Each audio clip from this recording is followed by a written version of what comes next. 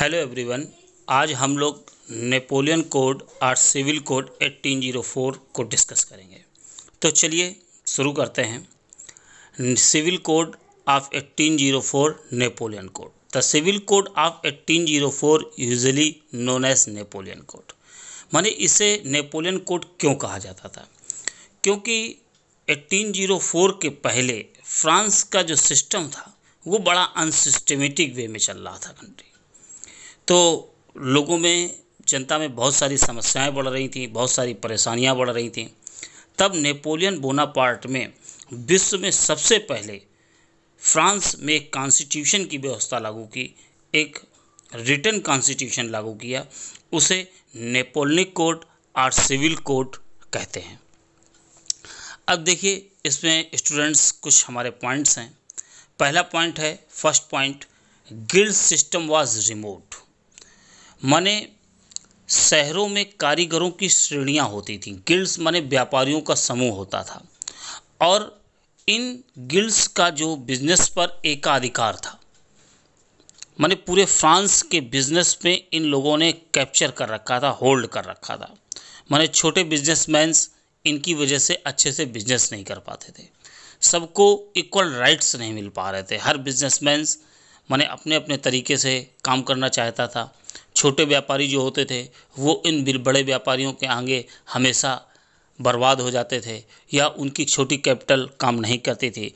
तो इसलिए guild system को रिमूव्ड कर दिया गया, जिससे माने उनका होल्ड जो था बिजनेस पर वो समाप्त हो गया। तो छोटे व्यापारी भी फ्रीडम के साथ बड़ी आसानी से बिजनेस करने लगे। फिर स्टूडेंट्स, हमारा इसी में नेक्स्ट पॉइंट है, the code removed all the privilege based on birth. माने फ्रांस में जन्म पर आधारित सभी विशेषाधिकार समाप्त कर दिए गए। माने ऑल सिटीजन्स को लॉ के थ्रू एक इक्वल राइट्स दिए गए, समान अधिकार दिए गए। माने सबको एक समान, एक समक्ष माना गया। माने इसमें होता ये था, जैसे कोई पिता है, उसके 4 पुत्र हैं, तो चारों संतानों को इक्वल राइट्स मिले। उसके पहले व्यवस्था ये थी कि माने जो बड़ा पुत्र होता था उसके पास राइट्स ज़्यादा होते थे।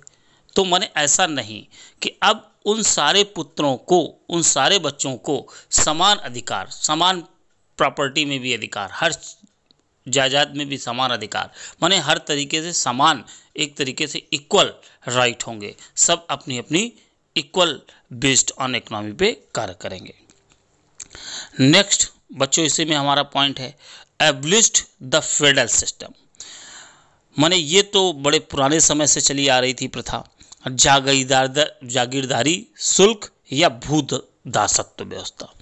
माने इसमें जो जागीरदार लोग होते थे उनसे हमेशा किसान दब कर ही रहता था, क्योंकि वही लैंडलॉर्ड होते थे, लैंड ऑनर होते थे, और उन्हीं के रहमो करम पर उनकी ज़िंदगी चलती थी। तो माने जागीरदारी व्यवस्था के शुल्कों से मुक्ति दिलाई। माने किसानों के भी राइट्स होने चाहिए। जो फेडरल सिस्टम है, माने जो जागीरदार लोग हैं उनके अधिकारों को सीमित कर दिया गया, जिससे किसानों को भी लाभ हो सके और वो फ़ायदा उठा सकें। माने उनकी जो मेहनत है वो उन्हें मिल सके। तो इसी के बाद मेरा नेक्स्ट पॉइंट है, peasants, artisans, workers enjoyed a new found freedom.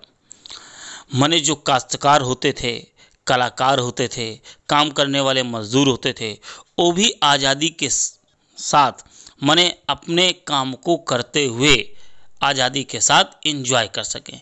उनको भी माने समान अधिकार, समान रूप से कार्य करने का अधिकार मिल सके, और वो अपनी आज़ादी के साथ देश की अर्थव्यवस्था में सहयोग दें। देश को चलाने में, आगे बढ़ाने में उनका भी उतना ही योगदान है। उनको भी उतने ही सम्मान के साथ, उतनी ही दृष्टि के साथ उन्हें आगे बढ़ाएं। इसी के साथ स्टूडेंट्स, हमारा जो नेक्स्ट लास्ट पॉइंट है, स्टैंडर्डाइज्ड वेट एंड मेजर्स। ये एक बहुत अच्छी व्यवस्था लागू की नेपोलियन ने, कि माने पूरे देश में, इसके पहले ऐसा नहीं था। सब जगह की माप तौल प्रणाली अलग अलग होती थी। तो पूरे देश में, पूरे फ्रांस में एक जैसी माप और तौल प्रणाली स्टार्ट की गई। माने इक्वल रूप से वेट का सिस्टम, माने जितने भी राज्य हैं, जितनी भी जगह फ्रांस में हैं, वहाँ एक जैसे मेजरमेंट चलेंगे, माने एक जैसी माप प्रणाली चलेगी, जिससे देश की इकोनॉमिकली व्यवस्थाओं को बड़े सिस्टम के साथ, बड़ी तेजी के साथ आगे बढ़ाया जा सके। माने लोगों के राइट्स सुरक्षित रहें, सेफ रहें। माने कहीं बाहर का रहने वाला किसान है, कहीं दूसरे जगह का रहने वाला किसान है, तो उसे एक जैसी व्यवस्था, एक जैसा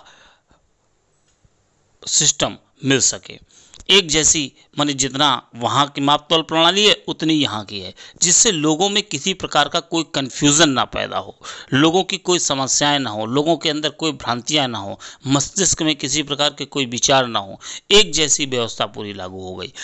तो ये बच्चों हमारा सिविल कोड ऑफ 1804 या नेपोलियनिक कोड था, जो वर्ल्ड का फर्स्ट कॉन्स्टिट्यूशन था।